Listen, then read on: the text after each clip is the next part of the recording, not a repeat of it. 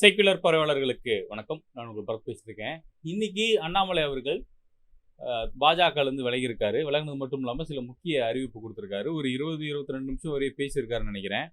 அவர் பேசியிருக்கக்கூடிய விஷயங்கள் என்ன அப்படிங்கிறத நம்ம டீட்டெயில்டாக நாளைக்கு பார்ப்போம். பட் அதுக்கு முன்னாடி அண்ணாமலை அவர்கள் இன்னைக்கு தனி கட்சி ஆரம்பிக்க போகிறோம், இளைஞர்களை ஒன்று சேர்க்க போகிறேன், ஒரு மாற்றத்துக்கான ஒரு கட்சியை உருவாக்க போகிறேன் அப்படின்னு சொல்லி சில விஷயங்களை குறிப்பிட்டிருக்காரு. நம்ம அதுக்கு வரவேற்பு. ஏன்னா அண்ணாமலை மாதிரியான ஆட்கள் இந்த அரசியல் களத்துக்குள்ள வரும்போது கொஞ்சம் ஆக்கப்பூர்வமான அரசியலை, ஒரு நாகரிகமான அரசியல் நம்ம எதிர்பார்க்கலாம்னு நான் நினைக்கிறேன். ஆக்சுவலாக தலைவர்கள் நாகரிகமாக இருந்தாலும் தொண்டர்கள் அப்படி இருக்க மாட்டாங்க. அது எல்லா கட்சியிலுமே அப்படிதான்.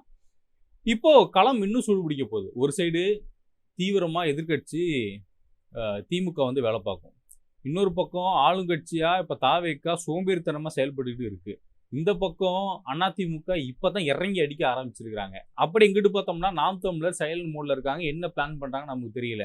இப்போ புதுசாக அண்ணாமலை உள்ளே வரும்போது இன்னும் ஒரு அதிர்வலையை இந்த சமுதாயத்தில் ஏற்படும் நான் நம்புகிறேன்.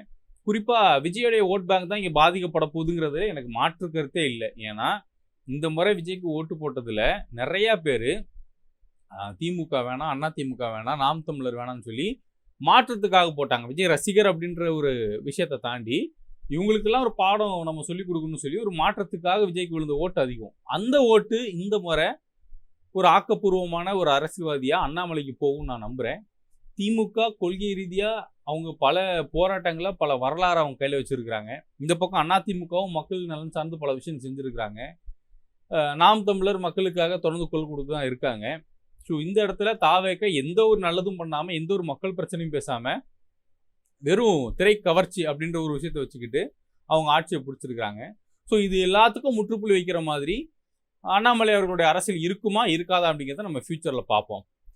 இப்போ என்ன பிரச்சனை அப்படின்னா, தாவேக்க எந்த அளவுக்கு அவனுங்க நிர்வாகிகள் தற்குறியாக இருக்கானுங்க அப்படிங்கிறதுக்கு இந்த வீடியோ ஒரு உதாரணம். இந்த வீடியோ பாருங்கள். இந்த வீடியோவில் இப்போ தான் ஸ்கூல் ஓப்பன் பண்ணியிருக்கிறாங்க. ஓப்பன் பண்ண பள்ளிக்கூடத்தில் தாவேக்கா தற்குறி நிர்வாகிகள்லாம் உள்ளே போய் மாணவர்கள்கிட்ட சில கான்வர்சேஷன் நடத்துகிறாங்க. எல்லாம் சின்ன சின்ன பசங்க, பிஞ்சு குழந்தைங்க.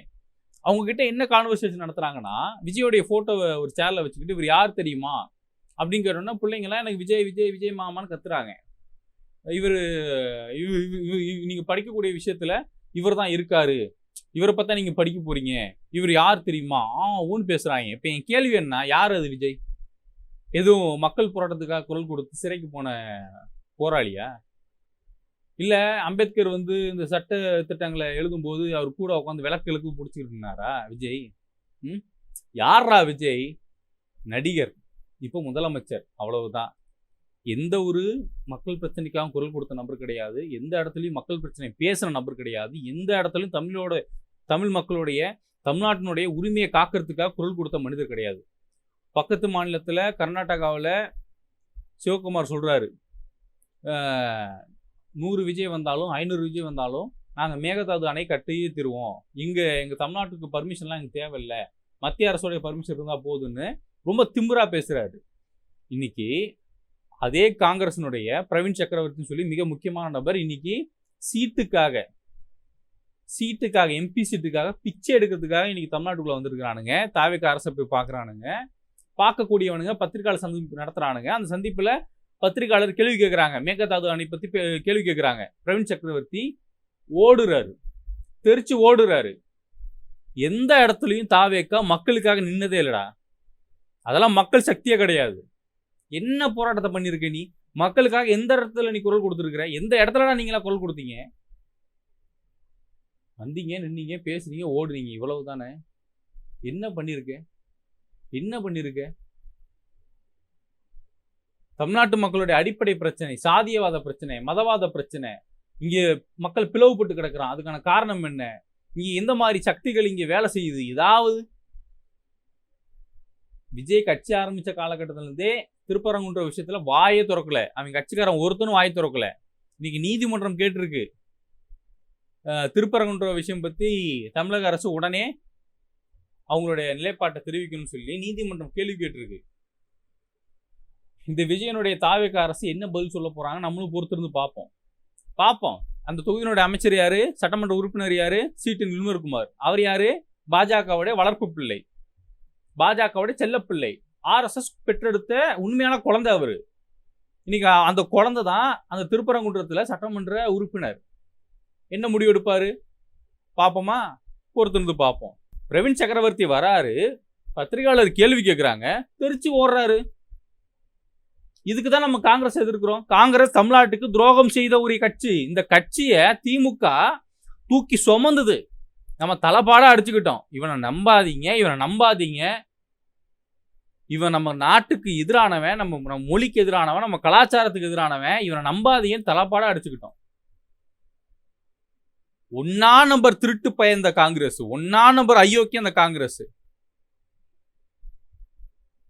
எவ்வளவு கேவலமா இருக்கு தெரியுமா? ஒரு வார்த்தை, நாங்க தமிழ்நாட்டு மக்களுடைய நலனை கருத்தில் கொண்டு நாங்க முடிவெடுப்போம்னு ஒரு வார்த்தை பதிவு பண்றதுக்கு உங்களெல்லாம் வாய் வரல. நீங்கெல்லாம் நின்றுக்கிட்டு தமிழக வெற்றி கழகத்துக்கு ஆதரவு தெரிவிச்சு தமிழ்நாட்டு மக்களுடைய உரிமையை நீங்க பாதுகாக்க வந்திருக்கீங்க. என்னப்பா, கொஞ்சமா நம்புற மாதிரி ஏதாவது உருட்டுங்கப்பா. உங்க இஷ்டத்துக்கு உருட்டலாமாப்பா? எங்க எதிர்த்து ஒரு காங்கிரஸ் கட்சிக்காரன் கரை வேட்டி கட்டின ஒரு காங்கிரஸ் கட்சிக்காரன், நீ உண்மைக்குமே இந்த மண்ணுக்காக தான் நீ குரல் கொடுக்குறன்னா ஒருத்தன் வாயை திறந்து பேசுறா பார்ப்போம். மேகதாது அணைக்கு எதிராக கர்நாடக அரசாங்கத்தை எதிர்த்து ஒருத்தன் பேசுங்கடா பார்ப்போம். சரி, இவன்லாம் கூட அவன் கட்சிக்காரன். தாவேக்காரன் ஒருத்தன் பேசு. ஆதவ அர்ஜுனாவோ இல்ல புஷி ஆனந்தோ சிடி நிர்மல்குமாரோ ஒருத்தன் பேசி எதிர்த்து அவன் என்ன மொழியில அவன் எந்த மாதிரி நக்கல் அடிச்சு நையாண்டு அடிச்சு கேவலப்படுத்துறாங்களோ அதே பாணியில நீ ஒரு வார்த்தை சொல்லு பார்ப்போம். சொல்லு. பேச மாட்டாங்க.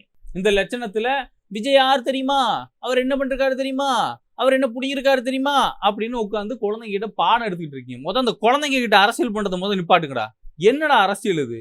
இதுல போதாத குறைக்கு இருக்கக்கூடிய தாவேக்கா நிர்வாகிகள்லாம் கிளம்பிட்டான். ஒவ்வொரு ஹாஸ்பிட்டலு, ஒவ்வொரு அரசு அலுவலகம் சொல்லி எல்லாத்துலயும் கிளம்பிட்டாங்க. ஆய்வு நடத்த போறேன் அப்படின்ட்டு. என்ன தகுதி இருக்கு?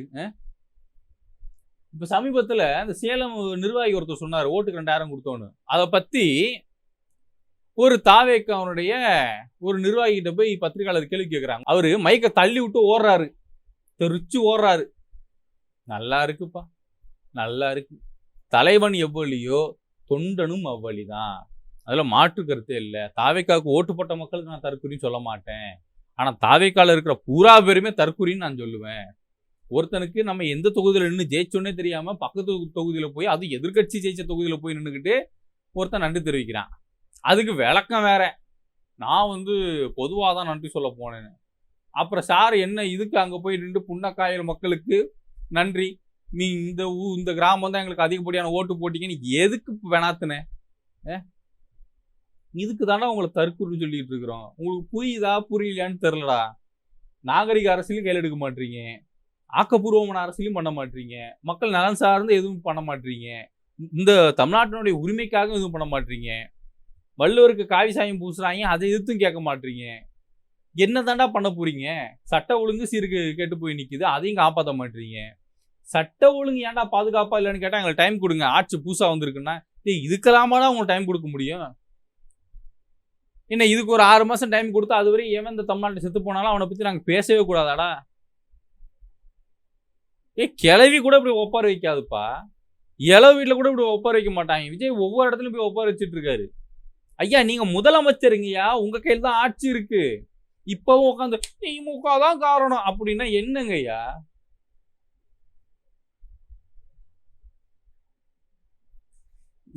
கடவுளே கடவுளே, மக்கள் புரிஞ்சுக்கோங்க.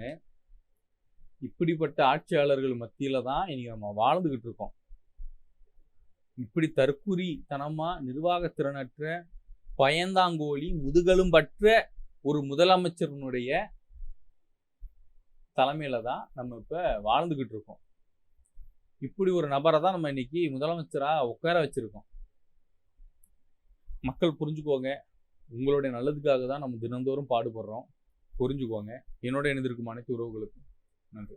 உங்க வீட்டு செல்லக்குட்டிக்கு கிருஷ்ணன் ராதை மேக்கப் போடணுமா? கண்ணன் ராதைக்கான மேக்கப் செட் எல்லாம் ஹோல்சேலா வாங்கி விற்பனை செய்யணுமா? அப்ப நீங்க விசிட் பண்ண வேண்டிய இடம் தான் நம்ம மதுரை மேக்கப்ஸ். இந்த வருஷம் கிருஷ்ண ஜெயந்திக்கு ஒரே இடத்துல நீங்க பார்க்கணுமா? அப்ப நீங்க விசிட் பண்ண வேண்டியது தென் தமிழகத்தின் ஒரே உற்பத்தியாளரின் நேரடி விற்பனை நிலையமான நம்ம மதுரை மேக்கப்ஸ் தான். மேலும் விவரங்களுக்கு கான்டாக்ட் மேக்கப்ஸ் 9944829252 98436 00978.